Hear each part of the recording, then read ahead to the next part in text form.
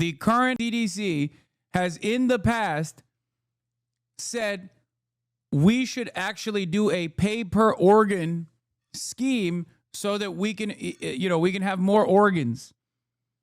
We can have more organs in circulation. No, not the instrument, dude. Organs. Like you should be able to donate organs for money is what he's saying.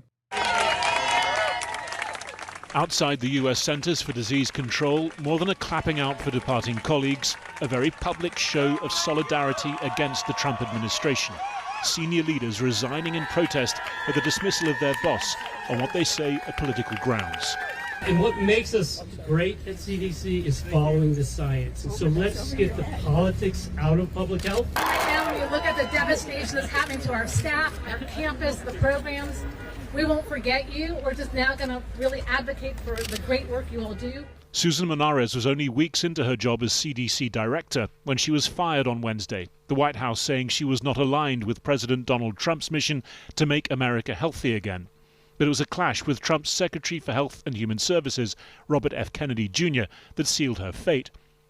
A former colleague who spoke to Menares on Wednesday said she claimed Kennedy had asked her to act illegally by firing officials without cause and unscientifically by endorsing recommendations on vaccines that she didn't believe were based on evidence. Kennedy says he won't talk about individual personnel matters. There's a lot of trouble at CDC, and it's going to require getting rid of some people over the long term in order for us to change the institutional culture and bring back pride and self-esteem and make that agency the stellar agency that it's always been. I'm very confident in the political staff that we have down there now that they're going to be able to accomplish that. But it is the political element that worries senior health professionals, among them one of Menares' predecessors in the job. This is unprecedented. There has never been a CDC director fired.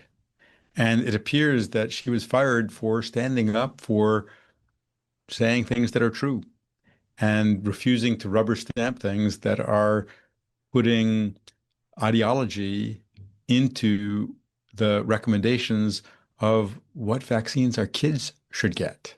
Kennedy has long been a critic of widespread vaccination. This week, the U.S. Food and Drug Administration, now headed by a Kennedy ally, issued revised guidelines targeting the latest COVID-19 vaccines, now recommended only for those over 65 or with certain pre-existing medical conditions, instead of the previous yearly jab for children as young as 6 months and up.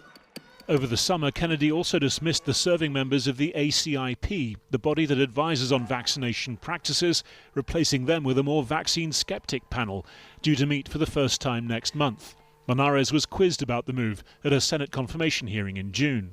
The members of the ACIP do need to go through a thorough ethics review before they are allowed to participate in those critical meetings. What will you do if the committee votes to remove vaccines from the vaccine schedule or to not approve new ones in opposition to clear established science? So I will be looking at how the ACIP members are able to evaluate this complex scientific information. This week, Kennedy gave a window into his own scientific method for discerning childhood health. I'm looking at kids as I walk through the airports today, as I walk down the street, and I see these kids that are just overburdened with mitochondrial challenges, with inflammation. You can tell from their faces, from their body movements, and from their lack of social connection. And I know that that's... We watched this yesterday. This man is such a freak. And it's like, it's the most says you moment I've ever encountered. Dog, what do you mean they look like husks? They look abnormal. They look like they're not real humans. Like, they don't look the way humans are supposed to. Human children are supposed to look. You don't look like a human. You look like a Fallout ghoul, man. It's just mind-boggling to me that looked at this guy and we're like, that's a beacon of health. Okay? God, we are such a stupid country. I swear to God. I know that Americans don't, technically have that much of a say in who gets to be the HHS secretary. But like, they were still advocating for this guy. They were looking at this guy who is like a walking corpse. And they were like, this guy who is a walking corpse, he actually is a beacon of health. And also, obviously, the aesthetics of this shit don't matter, right? Like, because they love presenting like the I forget, there was the trans lady that was like the head of the CDC or something, I forget, and everyone was like, oh, you think she's healthy? And it's like, dude, this is her specific field. Like, it don't matter that she's trans. So like, what's crazy is like RFK Jr. doesn't even fit the mold of health, and also simultaneously has no active reliable experience in the field at all, and his only experience is the exact opposite of what the scientific studies are saying. It's so crazy. He don't look the part, he don't sound the part, he just sucks. Yeah, and now the guy that they have at the CDC is like Peter Thiel's guy, for the record, which is crazy. And this Jim O'Neill, I was listening to this morning, has advocated for some of the most insane shit.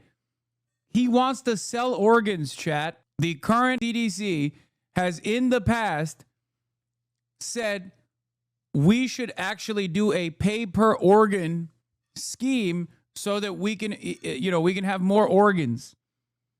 We can have more organs in circulation. No, not the instrument, dude. Organs. Like you should be able to donate organs for money is what he's saying. That's just cyberpunk, dude.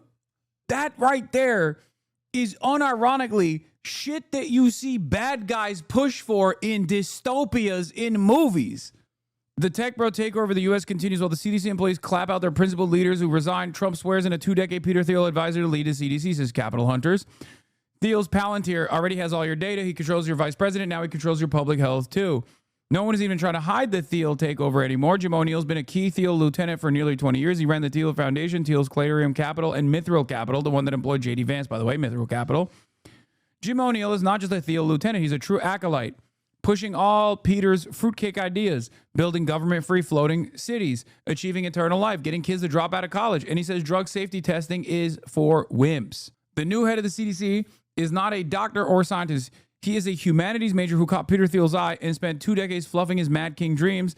O'Neill ran Clarium Capital into the ground and lost 90% of his value, but Peter kept him on. Nothing in Jim O'Neill's history prepares him to safeguard our public health. What he's prepared to do is impose Peter Thiel's visions. And if Trump fades and Thiel's protege, J.D. Vance, takes the presidency, Thiel will own the government bottom to top. Why does this account cover Peter Thiel? Because Thiel had groomed the alt-right influencers who brought the crowds to the Capitol on January 6, 2021. He wanted power then and didn't get it. Now he's taking it. People need to see the danger and fight back. It is so nutty, dude. It is so nutty. Give me some more background on this guy if you have some. Okay? Public Citizen writes, Jim O'Neill, unfit to be the #2 healthcare leader in America. This is before he became the #1 healthcare leader in America. Okay? This is from back when he was unfit to be #2. Or wait, is this from, or is this recent? Why doesn't it have a date on it? God damn it.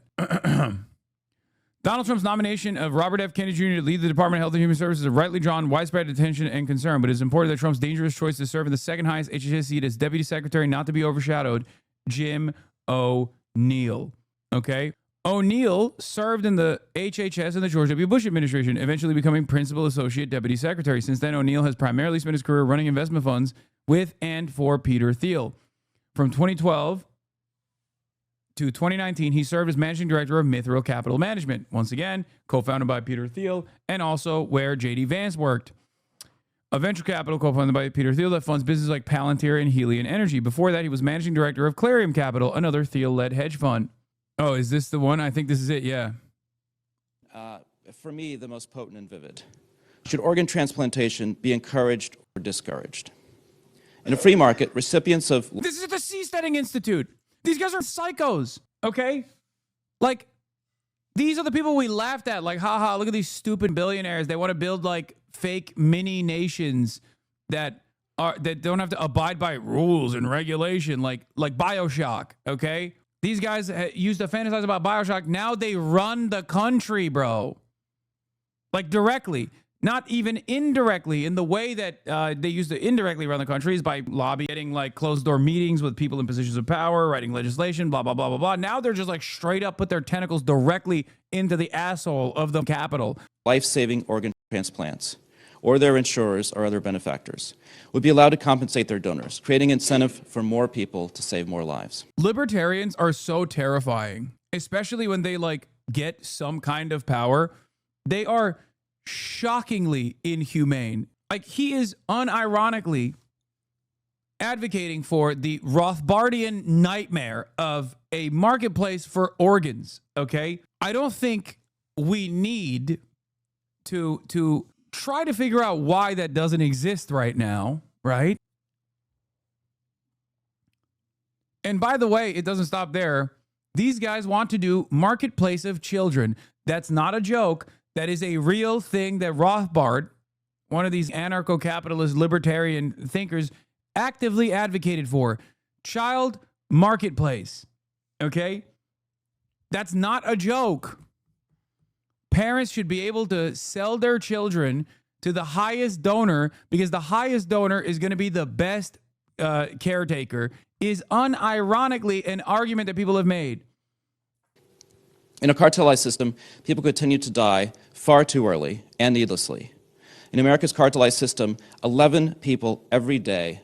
Cartelized system, there's a monopoly on organ donations.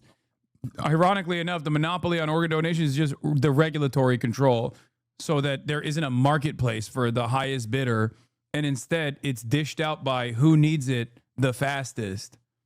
And even then, there are ways around that, obviously, that rich people consistently engage with. Like, and the extraction of organs come from voluntary organ donations when people pass away, instead of people literally getting a financial incentive to donate their organs and maybe even die in the process. What are we doing? Oh my God, this is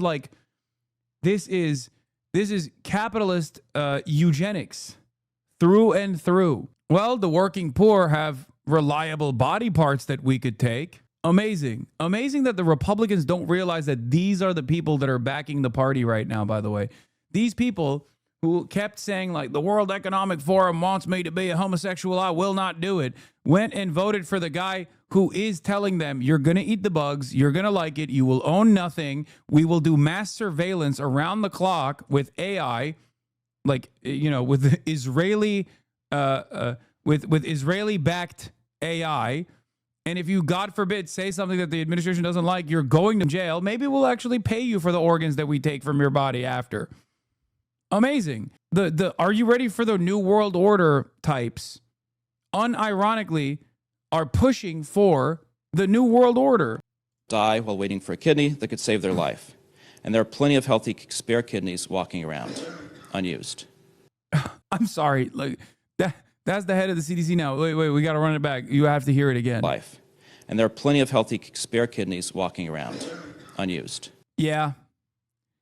Plenty of spare kidney walking around unused. They should be able to sell it. Not only is our new acting director of the CDC not a scientist, but he also has deep ties to Peter Thiel and Silicon Valley's techno-utopia movement. One epidemiologist compared Jim O'Neill's appointment to making Elon Musk the head of the FAA. During Trump's first administration, O'Neill was rumored to be under consideration for the lead of the FDA. This set off warning bells among healthcare watchdogs, as O'Neill had given a talk in 2014 in which he advocated for pushing drugs onto the market without assessing whether or not they work.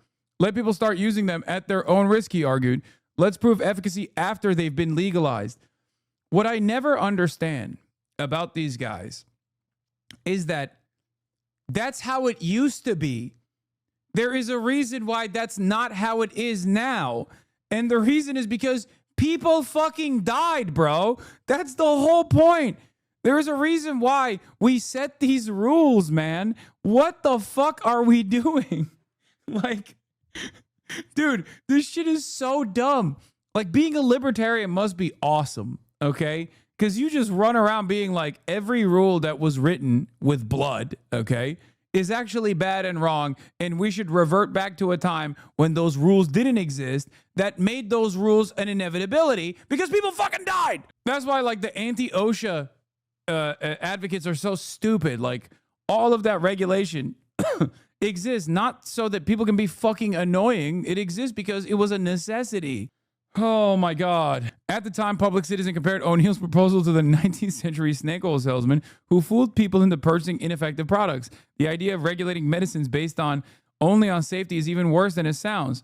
It's common sense that big pharma should not be permitted to sell drugs and devices that don't work. But when it comes to drugs, there's no such thing as a safe product divorced from efficacy. Drug products all have side effects, and the relevant issue is their risk profile. Do the benefits justify the risks? What does it mean to talk about a safe chemotherapy, for example? Whether it should be granted marketing approval and the scope of that approval can only be understood in the context of both its dangers and benefits to others. In his previous stint at HHS, fucking awesome, amazing. During the George W. Bush administration, O'Neill proposed FDA regulation of companies that use algorithms to perform laboratory tests such as 23andMe DNA testing. A decade after he made this remark, it's clear how dangerous such a concept is. With the development and proliferation of artificial intelligence, algorithms are omnipresent in the practice of medicine, including in diagnostic tools, medical devices, AI assistants to doctors, and personalized medicine. This is a major part of their advocacy, bro. They literally just want to replace every part of the labor force, including highly specialized fields like fucking healthcare, like doctors, with AI. O'Neill is a longevity guy and is buddies with Brian Johnson, and he has supported the libertarian idea of creating a new geographic zone, possibly at sea, the Seasteading Institute, in which residents can live by their own rules, including notably permissive regulatory regimes for new drugs and therapies. The healthiest societies in 2030 will most likely be on the sea, O'Neill told an audience at the Seasteading Institute conference in 2009. He talked up the benefits of a free market for health, saying that seasteads could offer improved healthcare and serve as medical tourism hubs. The last best hope for freedom is on the sea. This is where he also talked about the marketplace of organs. Plenty of people walking around with organs connected to their bodies without, getting paid for that organ to be extracted out of their bodies, unused.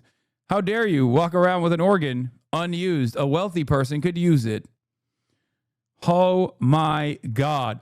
Not only is our new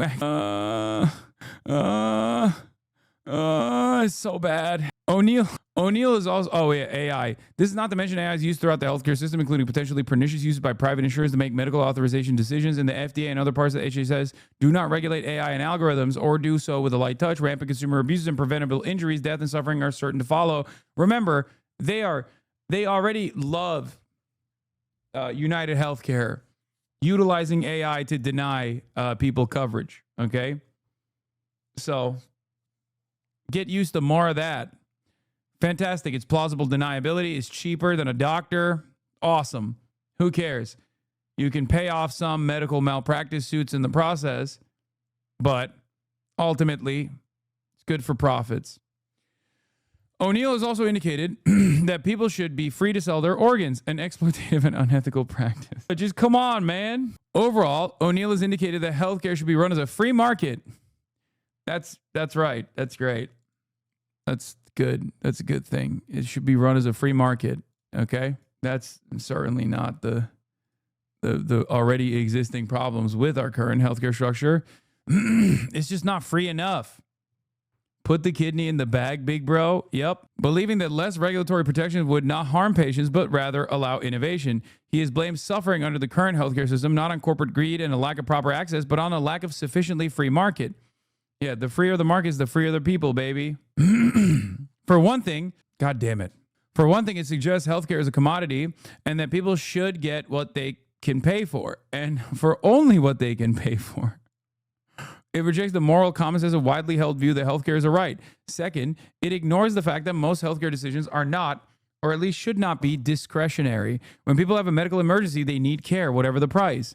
It is an inelastic demand good. This is precisely the reason why there has to be heavy government intervention or directly an eradication of the profit incentive. Because once again, if you don't have healthcare, you fucking die. And therefore, there's no amount of money you won't pay for that process. And of course, the healthcare industry knows this. And that's why in a place like the United States of America, that's already a fucking late stage capitalist dystopia, they have farmed out this process and paywalled it to the best of their fucking ability.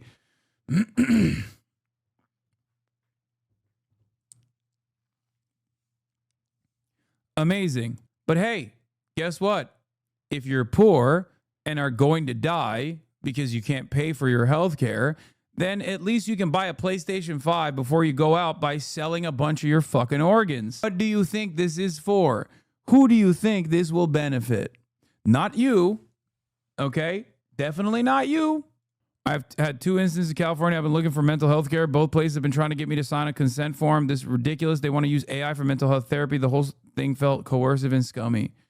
Ay, ay, ay. In the absence of regulatory controls, third, it ignores the fact that the government is the largest payer of medical care by far, or worse, may imply that the government should stop paying for medical care through Medicare, the Veterans Administration, and Medicaid, among other programs.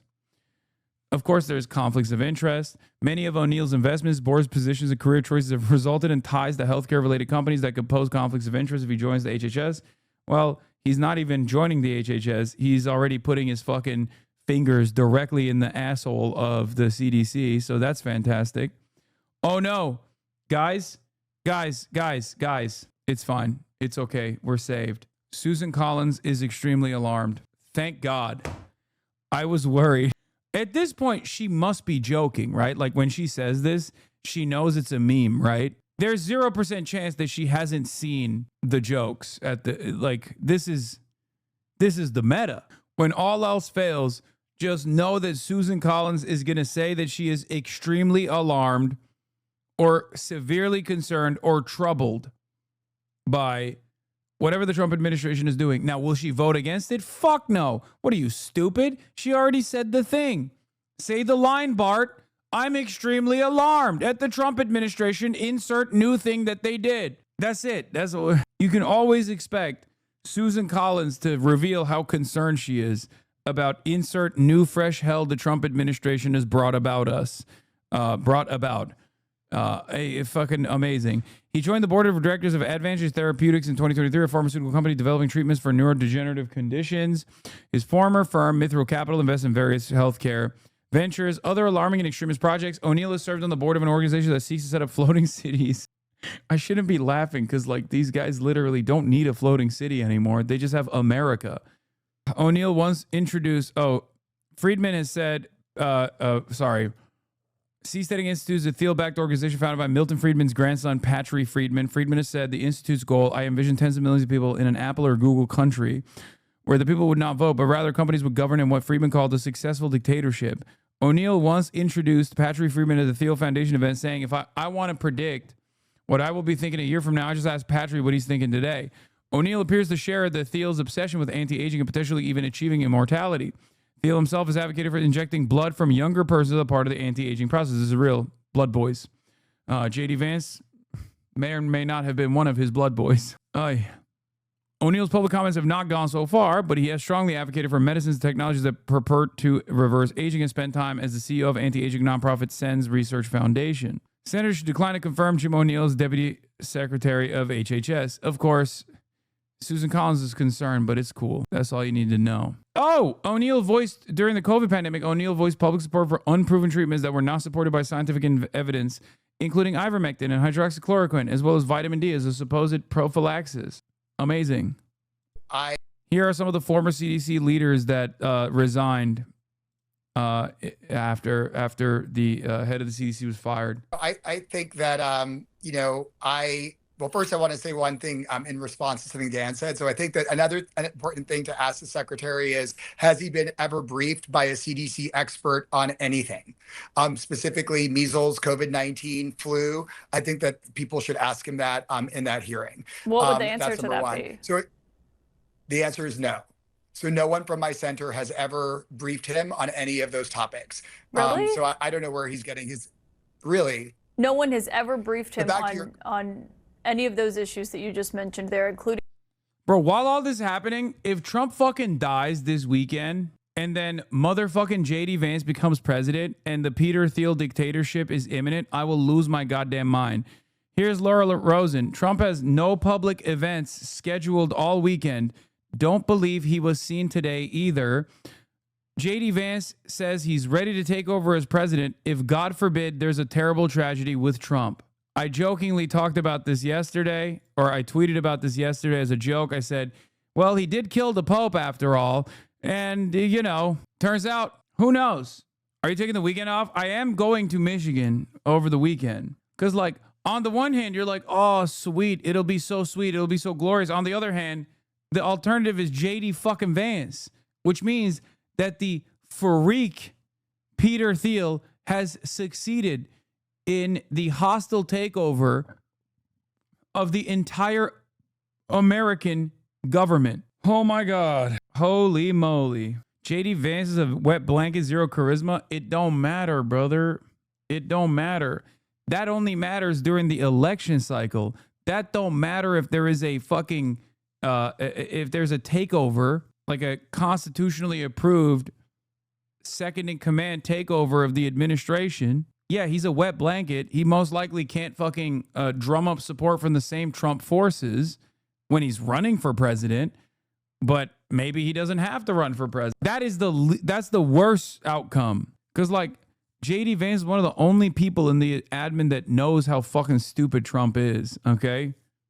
Like he's smart enough to recognize how dumb Trump is, but he's just such a massive brown noser that he wants power more than anything else.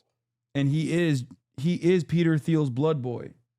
Straight up. Fucking hell. Measles given the outbreak in the United States right now? He's getting information from somewhere. Yeah, he's getting information from somewhere, but that information is not coming from CDC experts who really are the world's experts in this area. Like folks from around the world call us with questions around these infections. And we are seen as the expert. CDC is seen as the expert in these areas. CDC is the preeminent public health organization, I'm going to say, in the world. And he's not taking us up on several offers to brief him on these very important topics. Why do you think that is? On the issue, I don't know the answer. Perhaps he has alternate experts that he may trust more than the experts at CDC that the rest of the world regards as the best scientists in the areas. I'm not sharing this to scare people, though it's fucking terrifying. I'm sharing it because we all need to be on guard. We won't be getting reliable data from the CDC anymore. Worse, the guidance could be harmful. RFK Jr. has no medical training, no scientific background. What he does have is a track record of pushing conspiracy theories rooted in eugenics. Dr. Demente Kalakis, who ran the CDC's immunization and respiratory division, is out. I'm seeing CDC being transformed into a weapon where people are not allowed to share scientific data, and that scientific data is potentially going to be contaminated more and more with ideology. Secretary Kennedy put out a directive that changed the childhood immunization schedule and also the adult immunization schedule for COVID-19, making it more restrictive for children. That means limiting access, by the way. Yeah. So making it more restrictive for children and also for pregnant women. And I'm never going to forget how I learned about it, which was on Twitter. So I was sitting in a senior leader meeting. I am, one of the COVID experts, one of the vaccine experts, and at a senior leader meeting at CDC, my phone blew up, and it was people saying, "We didn't know that you changed the vaccine schedule." So many people will unironically look at this and be like, "Good, you're a fucking baby killer anyway. You made my son gay." Oh, we're so cooked. We're so fucking cooked. Bro. This is so unimaginably cooked. Holy shit. Oh my God. Okay, that's cool. That's, what are you going to do? What are you going to do about it? Nah, nothing. And then they said, there's this video online that you can see. And that's how we learned about it. And then we had to ask for, can we get some paper? Can we get something in writing so we can figure out how to implement this directive, since all we had was the video? We eventually got the paper. And, my job as a scientist is to say, can we also see the data? Mm-hmm. That led to that decision, and that data was never provided to CDC. Measles, obviously, is something that he has said a lot about. I have no idea where he's getting that information, but it's not from CDC experts. You say eugenics plays prominently in the rhetoric being generated. I think anybody who's been paying attention would agree with you, but from your perspective, tell us more about what you mean by that. Yeah, I mean, I think that the whole rhetoric behind the movement that Secretary Kennedy thinks that he's launched is really that only the strong survive. So whether it's cutting social programs that are important to children, whether it's cutting access to food, so making America healthy means good food. So cutting things like food benefits for children seems like it's not a really good idea to be able to achieve that end. He has this belief that sometimes infection is better than vaccine because, it creates, I think, the people who survive are the people who should continue to propagate the species. I'm never going to forget, there was an interview that he did at a restaurant talking about the importance of using beef tallow in French fries. And in that interview, he was talking about his desire to have avian flu burn through chickens. And the chickens that survive, they're the ones that should be bred. Dude, I can't begin to explain to you how dangerous this stuff is because it's invisible. Okay? This is the last remaining aspect of the government that is always supposed to work because you're supposed to take for granted the government working behind the scenes to ensure that your food is not poisoning you, okay? What I talk about all the time is like you don't know that these things are constantly on, okay? These regulatory agencies are constantly at work. And yes, there are significant failures even in that process. But the only time when you do actually remember that they are supposed to exist is when they're not working, when they fail, okay? But their failure oftentimes is invisible, okay? Their failure is invisible until it's not, until it's impossible to avoid that reality. What I mean by this is like, you don't know when you go to the store and the food that you are eating has not been properly examined or is contaminated, okay? And you don't know that until a fuck ton of people do eat that food and then people start falling, okay? People start dying, people start getting super sick. And if the proper warning mechanisms are also diminished because they're run by these deregulatory Peter Thiel-backed psychopaths, then no one knows about it. And then more people keep consuming the same shit. That's where we're at. And those are the words that he said. They're available to watch. And he said, because those chickens have the superior genetics. And then 1 minute later, he said that the president also has superior genetics. On the foodborne illnesses surveillance program, CDC's FoodNet program requires surveillance from 8 foodborne pathogens to 2. A move some experts warn could leave the country more vulnerable to outbreaks. What do you say? What do you say to this? What can you say to this? It's nothing. It's cooked. It's all fucking cooked. It's smoked. It's done. It's over. Not how our children are supposed to look. Concerns are spreading beyond the US as well, given the CDC's global role in vaccination guidance. Today, the government here is announcing that a chickenpox vaccine will be added to the measles, mumps and rubella jab from January next year. But already, only 83.7% of 5-year-olds have been given both doses of the MMR, well short of the 95% global standard. Never forget that the major reason why there was so much like anti-vaccine conspiracies against the MMR vaccine was because Andrew Wakefield literally wanted to sell his own vaccine. So he just lied about the MMR giving children autism. Okay. Like that motherfucker had his own vaccine. He had a competing product and he wanted to sell the competing product. And that's the reason why he just made up a bunch of falsified data riddled fake evidence to suggest that MMR would actually give people autism. And that's where that comes from.